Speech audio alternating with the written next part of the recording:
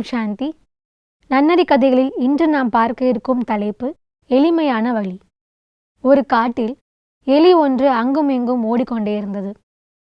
அதனை பார்த்த ஒரு காட்டுப்பூனை ஒன்று அதை பிடிக்க நினைத்தது. அதை பார்த்த எலி தன்னை பாதுகாப்பதற்காக ஒரு பொந்துக்குள் பதுங்கிக் கொண்டது. அந்த நேரத்தில் ஒரு வேடன் ஒருவன் பறவையை பிடிப்பதற்காக வலை விரித்தான். அந்த வலையில் அந்த பூனை சிக்கிக் கொண்டது. அதை தெரிந்து கொண்ட எலி தைரியமாக பொந்துக்குள்ளிலிருந்து வெளியே வந்து பூனைக்கு நேராக அங்கும் இங்கும் அலைந்து கொண்டே இருந்தது. அந்த நேரத்தில் திடீரென்று ஒரு கழுகு அந்த எலியை பார்த்து தனக்கு இரையாக்கி கொள்ள வேண்டும் என்று நினைத்தது. உடனே அந்த எலி அந்த பொந்துக்குள் புகுவதற்கு முயற்சி செய்தது. அதற்கு நேரமும் இல்லை, இடைவெளியும் இல்லை. உடனே அந்த எலி பூனையை பார்த்து, உனது வயிற்றுக்கடியில் நான் ஒளிந்து கொள்கின்றேன்.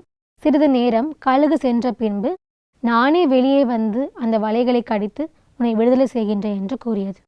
பூனையும் ஒப்புக்கொண்டது. உடனே அந்த எலி பூனையின் வயிற்றுக்கடியில் போய் ஒளிந்து கொண்டது. கழுகு தேடி தேடி பார்த்துவிட்டு காணாமல் சென்று விட்டது.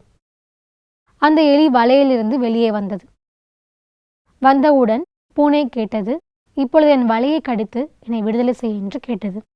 அதற்கு எலி, நான் பசியுடன் இருக்கின்றேன், நான் சாப்பிட்டு விட்டு வலிமையுடன் வந்து உனது வலையை கடித்து என்னை விடுதலை செய்கின்றேன் என்று கூறியது. உடனே அந்த எலி பொந்துக்குள் புகுந்துவிட்டு உடனே வெளியே வந்தது. பூனை கேட்டது, சாப்பிட்டு விட்டாய் அல்லவா, இப்பொழுது என்னை விடுதலை செய் என்று கேட்டது. ஆனால் இந்த எலி ஒவ்வொரு காரணமாக கூறி கூறி கூறி கூறி நேரம் தாழ்த்தி கொண்டே இருந்தது. உடனே அந்த பூனை சத்தம் போட்டது, வலை விரித்த வேடன் வருகின்றான், என்னை சீக்கிரம் விடுதலை செய் என்று கேட்டது. உடனே எலி அந்த வலையை கடித்து பூனையை விடுதலை செய்தது.